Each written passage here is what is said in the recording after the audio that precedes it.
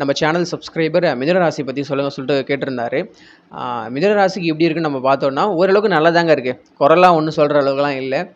10ஆம் இடத்துல இருக்கக்கூடிய சனியாக இருக்கட்டும், இந்த ராசியில் இருக்கக்கூடிய அந்த குருவாக இருக்கட்டும், இந்த 3ல் இருக்கக்கூடிய அந்த கேதுவாக இருக்கட்டும், இது எல்லாமே ஓரளவுக்கு பாசிட்டிவான நல்ல விஷயங்கள் கொடுக்கக்கூடிய ஒரு பயிற்சியாக தான் இருக்குது மிதுன ராசிக்கு. இல்லை ப்ரோ, நீங்கள் சொல்கிறது வந்து தப்பாக இருக்குது, உங்களுக்கு நல்லதெல்லாம் எதுவும் நடக்கலை, கெட்டது தான் தொடர்ந்து நடந்துக்கிட்டே இருக்குன்னா தனிப்பட்ட ஜாதகத்தை பார்க்கணும். உங்களுக்கு என்ன தசாபுதி போயிட்டு இருக்கு அப்படிங்கிறது பார்க்க வேண்டியது முக்கியம். ஏன்னா இந்த கோச்சார பலன்கள்லாம் ஒரு பொது பலன்றதுனால உங்கள் பர்சனல் ஜாதகத்தை ஒரு நல்ல அஸ்ட்ராலஜிக்கிட்ட எடுத்து போய் காட்டுங்க. அவர் இப்போ தற்போதைக்கு என்ன விஷயங்கள் நடந்துகிட்டு இருக்கு அப்படின்னு சொல்லிடுவார். மிதுன ராசிக்கு இப்போ ஓரளவுக்கு நல்லா தான் இருக்குது, பிரச்சனை இல்லாமல் தான் போய்கிட்டு இருக்குது. ஃபியூச்சரில் இது வரக்கூடிய கிரக பயிற்சிகள் நல்ல விஷயத்தை கண்டிப்பாக மிதுன ராசிகளுக்கு கொடுக்கும். மிதுன ராசியை பற்றி பெருசாக பேச தேவையில்லை, ஏன்னா அவங்க நல்லா தான் இருக்காங்க ஓரளவுக்கு. இல்லை நல்லா இல்லைன்னா உங்கள் ஜாதகம் தனிப்பட்ட ஜாதகத்தில் ஏதோ பிரச்சனை இருக்குது, நீங்கள் வந்து அஸ்ட்ராலஜி தான் பார்க்கணும். இந்த கோச்சார பலனான பொது பலனில் மிதுன ராசிக்கு கண்டிப்பாக நல்லா இருக்குது. நிறைய வேலை மாற்றங்கள், தொழில் மாற்றங்கள், இல்லை புதுசாக வந்து ஒரு பிஸ்னஸ் ஸ்டார்ட் பண்ணுறது, இது போல் விஷயங்கள் எல்லாமே மிதுன ராசிகள் தொடர்ந்து நடந்துக்கிட்டே இருக்கும். உங்களுடைய முயற்சி எடுக்கிறீங்க இல்லையா, இப்போ இருக்கக்கூடிய முயற்சிகள் நிறைய சக்ஸஸ் ஆகக்கூடிய சான்ஸு நிறைய இருக்குது மிதுன ராசிகளுக்கு. உங்கள் வீட்டில் இருக்கக்கூடிய பிரதர் சிஸ்டர் இவங்ககிட்ட மட்டும் பெருசாக வந்து வாக்குவாதங்கள், சண்டைகள் இதில் ஈடுபடாமல் இருந்தாலே ஓரளவுக்கு அந்த குடும்பம் வந்து ஸ்மூத்தாக செல்லும் மிதுன ராசிகளுக்கு. அஷ்டமத்து சனி, ராசியில் கேது, இப்போ இந்த அதிசார குரு பயிற்சி 12ல் மறைஞ்சிருக்காரு. அது மட்டும் இல்லாமல் உங்களுடைய ராசிநாதன் சூரியன் இப்போது நீச்சமாயிருக்காரு. ஐப்பசி மாதம் ஒரு மாதம் முழுக்க சூரியன் நீச்சமாக தான் இருப்பார். நீச்சம் அப்படின்னா என்னென்னா பலம் குறைந்த தன்மை, ரொம்ப வீக் ஆகிட்டாருன்னு அப்படின்னு அர்த்தம். சூரியன் தான் ஆத்மகாரகனாக சொல்லுவோம். நம்மளுடைய அந்த ஒரு எனர்ஜிக்கு, அந்த வந்து ஒரு பலத்துக்கு உரிய ஒரு கிரகமாக நம்ம சூரியன் தான் சொல்லுவோம். நம்பிக்கை தன்னம்பிக்கைக்குரிய கிரகமாக நம்ம சூரியன் தான் சொல்லுவோம். அவர் மற்ற ராசிகளுக்கு நல்லது செய்வாரோ இல்லையோ தெரியல, பட் உங்கள் ராசிக்கு ஒரு நல்லது செய்து தான் ஆகணும். ஏன்னா உங்கள் ராசிநாதனே சூரியன் தான். அவர் இந்த ஐப்பசி மாதம் முழுக்கமே நீச்சமாகி போய் கிடைக்கிறார். எல்லா வகையிலும் பார்த்தாலும் சிம்ம ராசிகளுக்கு கோச்சாரப்படி சரியான கால நேரம் இல்லை. நீங்கள் பிறந்த நேரப்படி கணிக்கப்பட்ட உங்களுக்கு தனிப்பட்ட ஜாதகம் ஸ்ட்ராங்காக இருந்து உங்களுக்கு நடக்கக்கூடிய தசாபுத்திகளும் நல்லது செய்யக்கூடிய தசாபுத்திகளாக இருந்துச்சுன்னா, இந்த கோச்சார பலன்கள், இந்த சூரியன் நீச்சம், 8ல் சனி, குரு நல்லா இல்லை, ராகு கேது நல்லா இல்லைன்னு சொல்கிறோம் இல்லையா, இந்த மாதிரியான விஷயங்கள் நினச்சி நீங்கள் கவலைப்பட வேண்டாம். இந்த மாதிரியான கிரகத்தால் உங்களுக்கு பாதிப்பு ஏற்பட போகிறது கிடையாது. நீங்கள் சிம்ம லக்னத்தில் பிறந்து இல்லை சிம்ம ராசியில் பிறந்து உங்கள் தசாபுத்தியில் இப்போ சூரிய திசை நடந்துக்கிட்டு இருக்குன்னா, சூரியன் இப்போ நீச்சமாக இருக்கார்.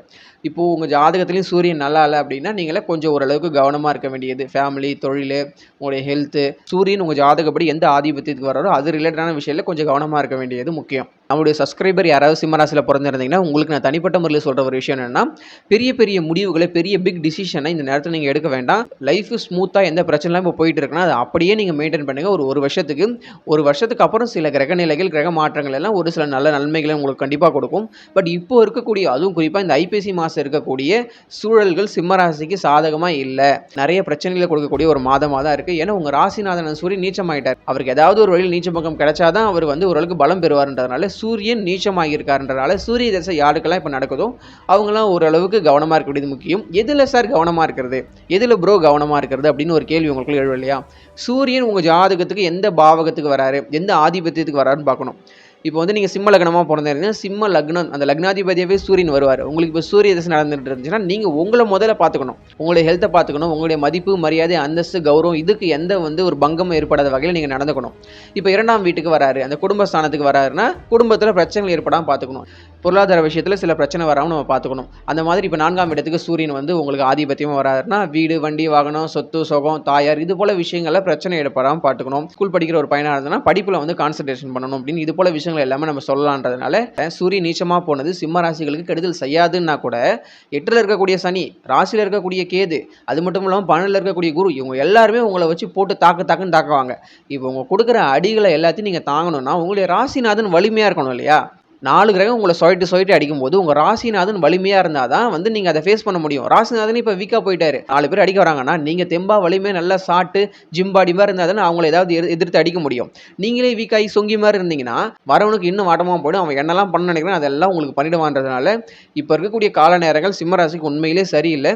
நம்ம கொஞ்சம் பார்த்து தான் இருக்கணும். என்ன ப்ரோ பயமுறுத்துறீங்க அப்படின்னு சொல்லிட்டு நீங்கள் கேட்கலாம். நான் நிஜமாக யாரையும் பயமுறுத்தலை. உங்களுக்கு ஜோதிடத்தின் மீது நம்பிக்கை இல்லைனா இதெல்லாம் நீங்கள் நம்ப வேண்டாம். நீங்கள் ஜாலியாக இருக்கலாம். நீங்கள் என்ன பண்ணணும்னு நினைக்கிறீங்க அதெல்லாம் கண்டிப்பாக பண்ணுங்கள். கான்ஃபிடென்ட்டாக பண்ணுங்கள், போல்டாக பண்ணுங்கள். அஸ்ட்ராலஜி நீங்கள் நம்பாத ஒரு பர்சனாக இருந்தால் தைரியமாக நீங்கள் என்ன பண்ண நினைக்கிறோம் அது பண்ணுங்கள். எல்லாமே வெற்றியே தான் முடியும். இல்லை ப்ரோ நான் ஜோசியத்தை நம்புவேன், ஜோசியத்தின் படி சில விஷயங்களை என் வாழ்க்கையில் நான் மாற்றிருக்கேன், எனக்கு அது சில விஷயங்கள் நடந்திருக்கு அதனால் நான் நம்புறேன்னு சொன்னீங்கன்னா சில விஷயங்கள் நமக்கு சாதகமாக இல்லை. கொஞ்சம் நாளைக்கு நம்ம பொறுமையாக தான் இருக்கணும். குறிப்பாக இந்த ஐப்பசி மாதம் சிம்மராசிக்காரங்கள்லாம் ஓரளவுக்கு கவனமாக இருந்து தான் ஆகணும். இதுதான் வந்து ஜோதிடம் சொல்லக்கூடிய ஒரு ப்ரெடிக்ஷனாக இருக்கும். நான் உங்களுக்கு ஒரு பொய்யை சொல்லிடலாம். சிம்ம ராசிக்கு ஓஹோன்னு இருக்குது, கூரையை பிச்சுக்கிட்டு கொட்ட போகுது, இனி எல்லாமே சக்ஸஸ் தான், தொட்டதெல்லாம் ஹிட்டு தான், எழுதி தரேன், உங்கள் தலைவிதியே மாறப்போகுது, இப்படி நிறைய புருடாக்களை சொல்லலாம். உண்மை என்னவோ அதை சொல்லிடணும் இல்லையா? சிம்ம ராசிகளுக்கு கொஞ்சம் டைம் சரியில்லை. இப்போ நமக்கு டைம் சரியில்லை, ஓகே, அதை அக்செப்ட் பண்ணிக்கலாம். ஃப்யூச்சரில் சிம்ம ராசிகளுக்கு ஓஹோன்னு ஒரு காலம் வரும். அந்த நேரத்தில் நீங்கள் நல்லா இருப்பீங்க இல்லையா? கெட்ட காலம் வரும்போது நல்ல காலம் வரும். கெட்ட காலம் வரும்போது அதெல்லாம் கொஞ்சம் நம்ம சகிச்சுக்கிட்டு அப்படியே அதிலேருந்து கடந்து வந்துடணும். மீனராசி போல் சிம்மராசிகளுக்கும் நம்ம தொடர்ந்து ஒரு அப்டேட் கொடுத்துக்கிட்டே இருப்போம்னு சொல்லிட்டு இந்த வீடியோ முடிச்சுக்கிறேன். தொடர்ந்து ஜோதிட நலன் சேனலோட விரல் கோர்த்து விழித்திருங்க அப்படின்னு சொல்லிட்டு நான் கேட்டுக்கிறேன்.